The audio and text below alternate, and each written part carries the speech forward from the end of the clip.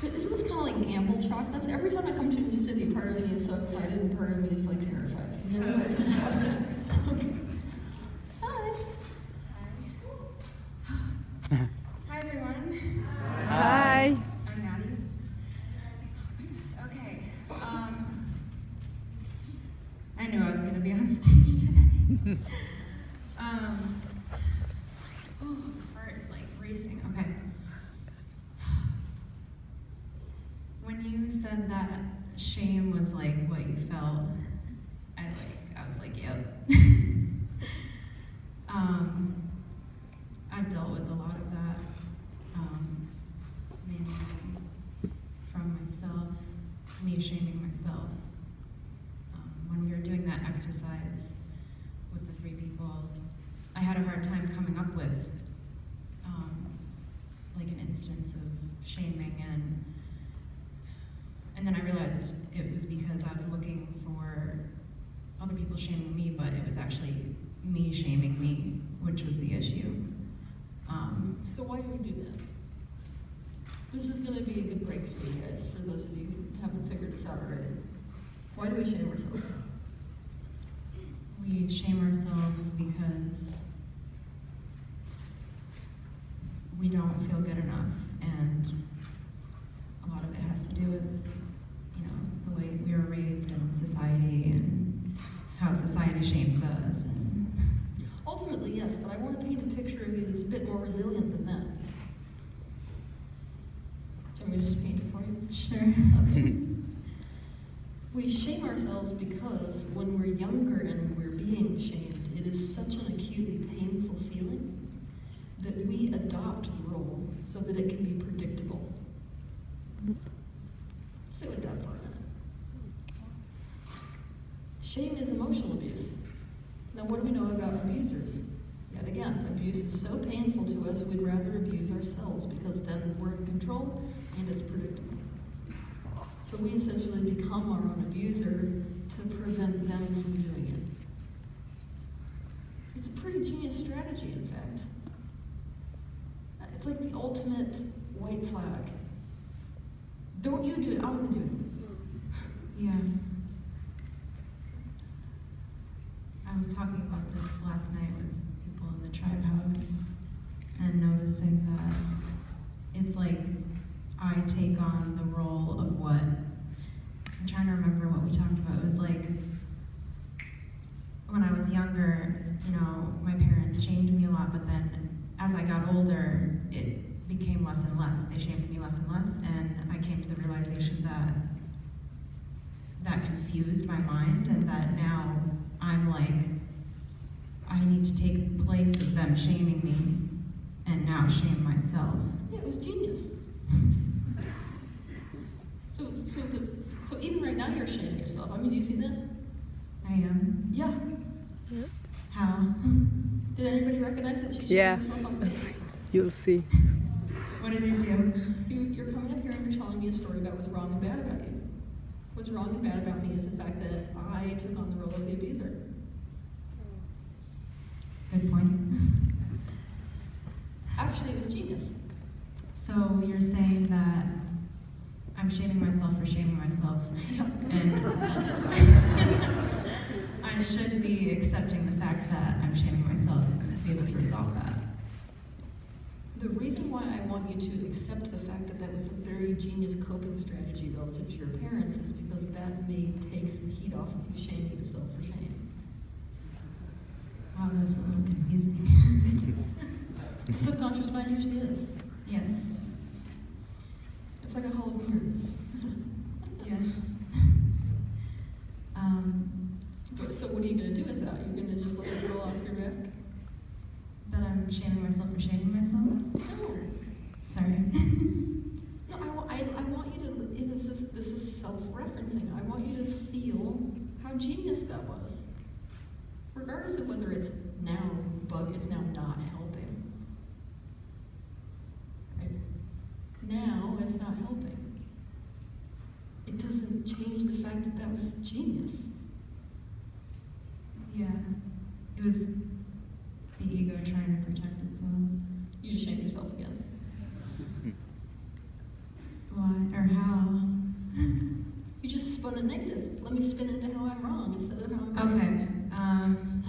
Oh, I can't wait. I hope you rewatch this. I'm gonna watch it many times. So I shouldn't bring attention to the fact that it was the ego shaming itself. If you're bringing attention there to make you feel worse about your decision and what you did, then no. I think I'm bringing attention to it to try to resolve it. I think that I don't. you don't. No, I'm sitting up here and I'm watching you do it, and I don't think that's why you're doing it. Okay. I think I have the potential to do it from that space, and I think I can tap into that. Okay. But So what do you want from me? well, basically, I've been thinking for years about what I would ask you if I came on stage, and I could never figure out like one specific question, but I do have many different topics. One of them is definitely like this, what we're talking about, not feeling good enough, feeling left out.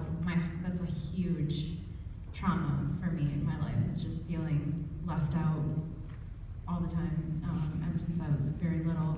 It keeps showing up over and over and over and over and over. Perfectionism. I'm a huge perfectionist, and it's created so many things in my life. Like, I've been struggling with really bad acne for 10 years, and I know why. You know, after I found you and listening to your acne video and all your videos, I realized that I manifested acne because I resist imperfection, and what you resist persists. Acne is an imperfection. You had a parent who was humbling, didn't you? Humbling? Like, what do you mean by humbling? Believed that having a high self-concept made you a bad person. Believe that me having a high self-concept? Like, you're saying that one of my parents thought that if I had a high self-concept, like if I thought highly of myself, it would be bad? I'm not sure which one it is. It might be both.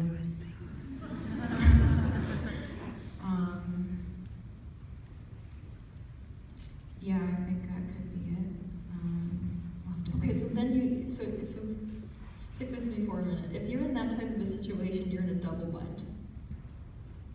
Because the shame goes about 10 times deeper. Because you're a bad person for feeling like a good person. Wait, hold on, I gotta think about it. You're a bad person for feeling like a good person? Okay. So literally, it's like if you're gonna stick with that concept, that's the concept to work with. By the way, you know how the last guy on stage I was working with his major, the mental block that he's got for his success and happiness. Your mental block is, I'm a bad person for feeling like a good person. So you're literally screwed. Like, your ego is directly diametrically opposed to ever feeling good, and especially feeling good about yourself. Because the only way to stay good is to feel bad about yourself. I feel like I've definitely done that, but I feel like I'm like moving towards a better direction, you know? Not at all. I'm just gonna be completely honest with you. Like, I'll tell you where there's some areas where you've improved, but like this area has not improved at all because the attachment is so strong to that. It's strange because, like, I'm trying to figure out what you mean by that.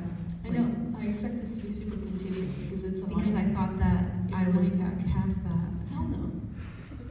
If you'd been past that, you wouldn't be telling the story that you're telling on stage. I wouldn't have caught you twice, even in the conversation about shaming yourself. So, you guys understand this concept, right? The loop that we're in? Yeah. If you were raised in a humbling situation, and I'm just gonna throw it out there, I realize that you guys got worried about the fact that I'm not politically correct at all, and I understand that there are exceptions to every rule, but let's just go here. Let's pretend that you were raised in a super Christian household. part of the beliefs that have woven their way to the culture of Christianity are around humility. Now, what do we know about humility? Never overestimate yourself. So what happens when the kid starts to celebrate themselves and celebrate their success? They get knocked down. The lesson they learn is, feeling good about myself makes me a bad person. So what do I have to do there in that scenario? I have to never feel good about myself. And that's the only way to, in fact, be close to the people in my life that I need to be close to. Okay. So feeling good about myself makes me a bad person is the thought that needs to be destroyed.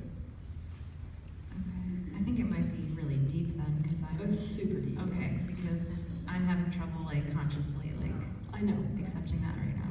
But that feeling you got right now in your body, and especially here, that's what happens when we start to bring something that's deeply embedded in the subconscious mind into consciousness.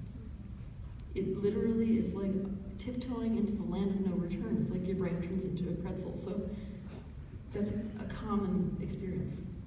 But I promise you, the more you start working on this idea, the more sense it's going to make.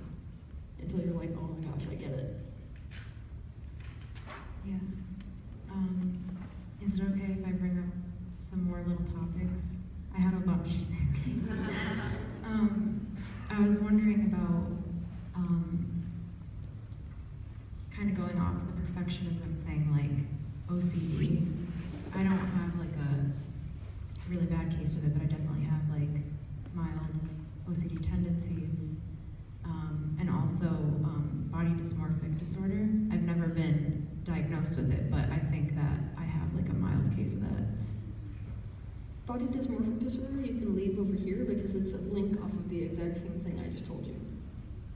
I can't be a good person and feel good about myself, physically, mentally, emotionally, or otherwise.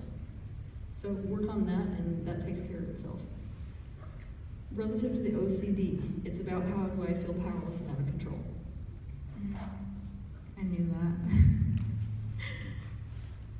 I guess I just wanted to hear you say it. Or also hear more of what you had to say about it. Well, if it was up to me, I wouldn't do anything about the symptomology. This is important for people who are, let's say that you're an addiction counselor or a therapist or whatever, because I've got a lot of those that like to come to these workshops. Focusing on the symptoms does no good. It does nothing. So like, what is your OCD behavior, for example? Like for example, I take forever in the shower. Like I'll take like half an hour to an hour to take a shower because I'm just like literally shaving my armpits like 100 times on each armpit.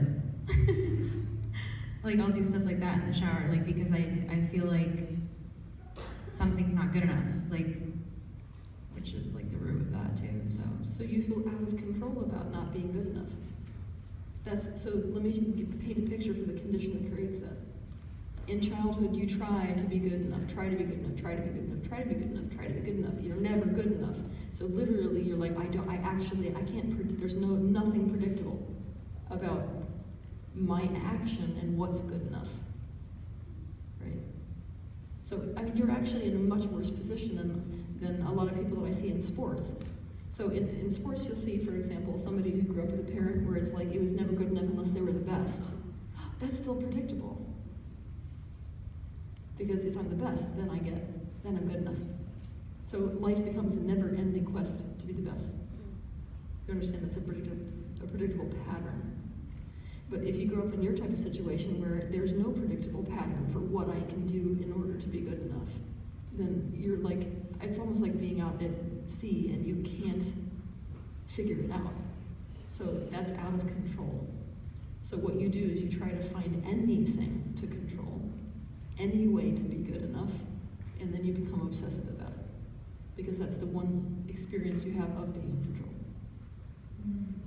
But the average person would focus on the behavior. They'd be like, oh, okay, let's figure out how when you get in the shower you can decrease the amount of times you shave your armpits. There's no point in that because it's a symptom. So what we gotta focus on is how to get you into a space where you can start to see predictable patterns in the world. I don't feel safe. Well, yeah. Like ever, and it's like Why would you? Do you know that half your pain is because you're expecting yourself to be somewhere that you're not? Like if you were to just have like a pocket-sized Teal, that'd be great. Most of what I'd be telling you is, it's normal to feel that way. It's like this is part of what's bleeding into this conversation you have with yourself all day about how crap you are. It's like, I should be feeling safe in the world. Why? Why would you feel safe here? Especially given what you experienced. Yeah. And that's abusive. See, like, to tell you the honest truth, you're the type of person that I really worry about in the spiritual field. I really worry about it because you're going to meet a bunch of people who basically say, you know what, you don't need to fear anything because you attract everything into your experience by virtue of your focus, and so you're safe. Yes, it's an ultimate truth in the universe, but the reality is, like, it gives the message, the only reason you feel unsafe is because you're an illusion, and once you know the truth, it's going to be better. No, the reality is, given your past and your experiences and the way the world is, frankly, why would you feel safe? It doesn't matter if the ultimate truth is that you focus on things and create your own reality. I know. You say that, but like you're still saying I should. Should what? Feel I safe? should feel safe. Yeah, because I think I see other people feeling safe. I see other people being extroverts, and What a rare person that would be. I just see, okay, I perceive them to be feeling safe, even though I don't know if they are or not. Okay, I'm going to teach you something today, you guys. Nobody feels safe. No one. We all may have our little fears, individual fears, but usually the person who you think feels safe in a circumstance has the opposite feeling of unsafety. So let's take an extrovert. Do you know that extroverts are usually terrified of being seen? Yeah, it's like how you say how, opposites attract because they're the same. Yep. I know, it's like, So if you know all this, why are you still telling yourself the story that you should feel safe? it's like society's influence on me and me trying to cope with living in society. Do you know how much money is spent on anti-anxiety meds? Probably a lot, and How could everyone feel safe? I've had really bad anxiety for a long time, and I'm proud to say I've never taken an anti-anxiety medication. I just wanted to express that, because I'm really proud of myself for never taking one. Yeah. I've just it just never felt right. I just wanted to accept it on my own. And That's good, that's very strong, but what if I told you that I took them? oh no, now I feel terrible.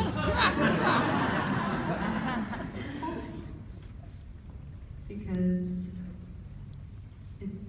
I put you in a position where I might make you feel bad, and Yeah, it probably could have done that, but the reason I need you to see that is because you're being so rigid on yourself. I'm proud that you didn't do that. That's awesome.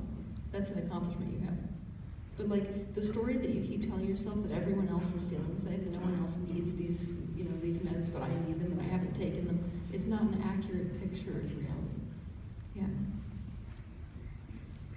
Makes sense? Yeah. And going off of not feeling safe. Can I get you to resource something? What would the difference be? I just ask yourself this question. What would the difference be when you start to have a panic attack, or when you start to feel anxiety? I was just about to bring that up. If Panic attacks. But think about this. Panic attacks tend to spiral because we tell ourselves it shouldn't be happening. That's the worst for anxiety.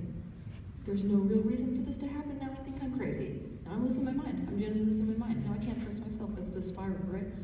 What if in the moment you felt anxiety and you felt unsafe in the world, you said, oh, I remember Teal Swan telling me that she took anti-anxiety meds.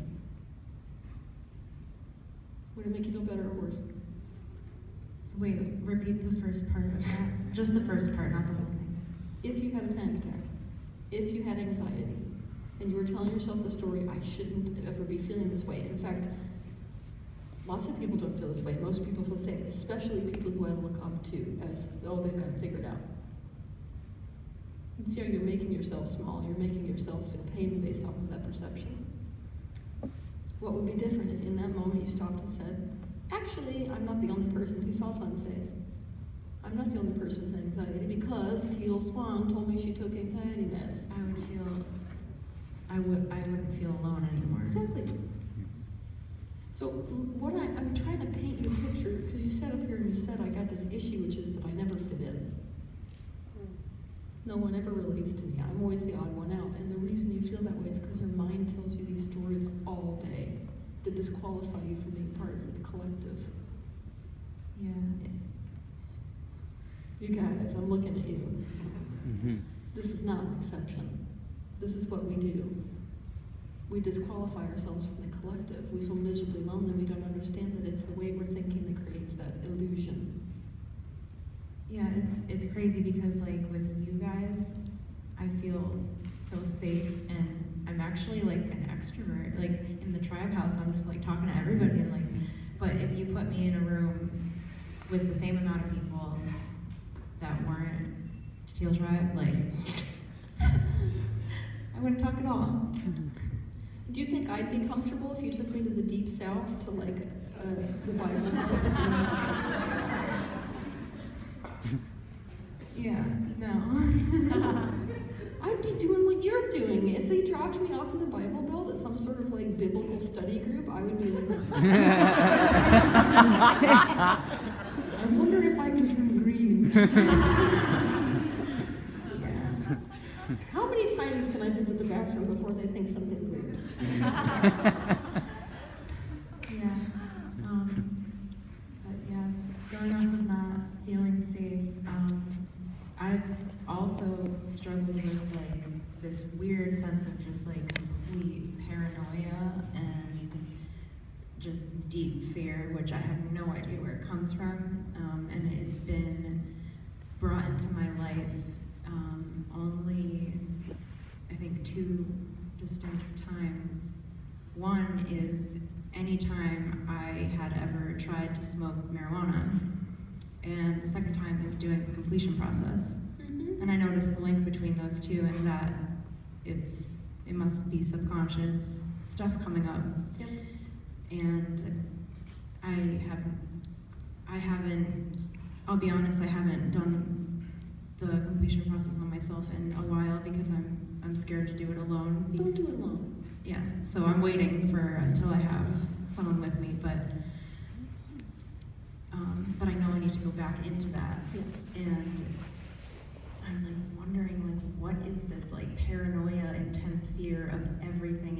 It's like these feelings of everybody hates me, everybody is against me, everybody's a liar, everybody isn't who they say they are. It's like a complete like dissociation from like Okay. third dimensional reality. The energy of that is the same energy as a wild animal that's in the corner of its cage, shivering and flipping out. Yeah. That's an emotional state with a bunch of thoughts attached to it, but it's an emotional state. That emotional state you did experience in childhood. It is suppressed in the subconscious mind. That's why when you go near the subconscious mind, you start to feel that again. Okay. Is it a specific instance that? Yes. Okay. Is it one instance? I don't think so. It would surprise me if it was just one incident, but feel free to dive in there yourself and find out. Yeah. When I'm ready, I will. Yeah, I wish I could right now, but no.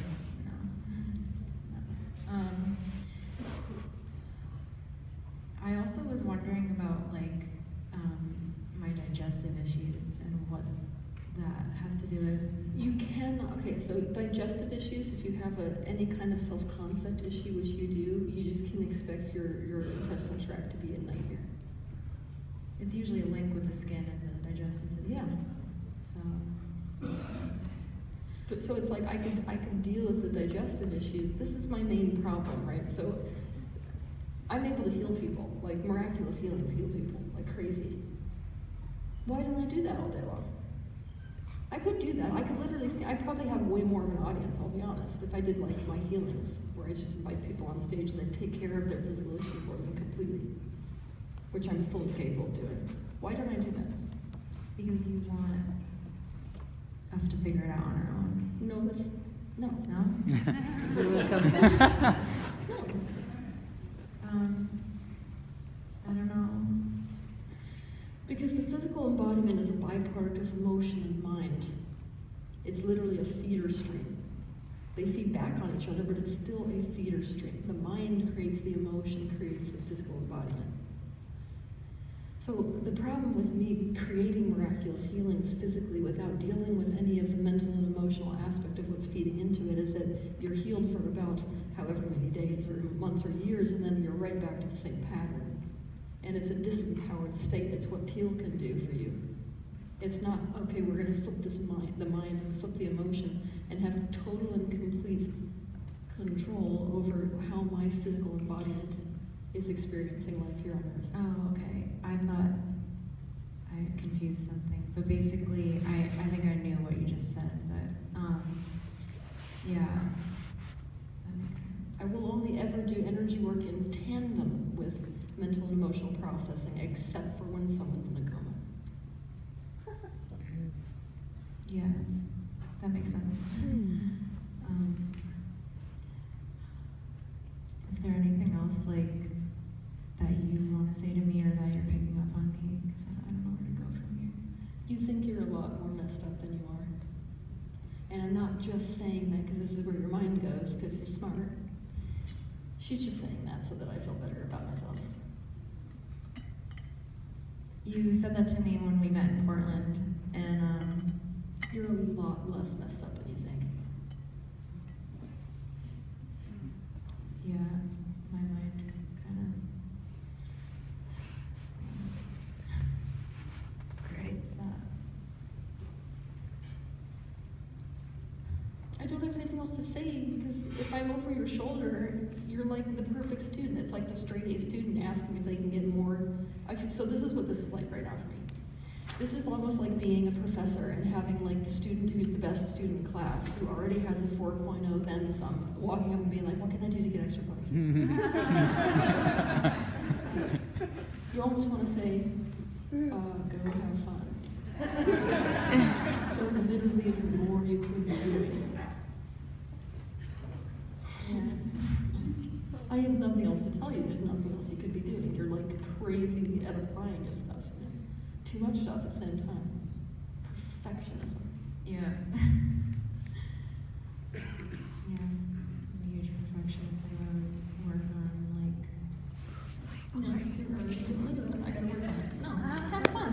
The perfectionist doesn't need to work on it. This is the perfectionist trap. I'm gonna tell some of you, because some of you are perfectionists. The perfectionist trap is, I'm a perfectionist, so I gotta work on my perfectionism.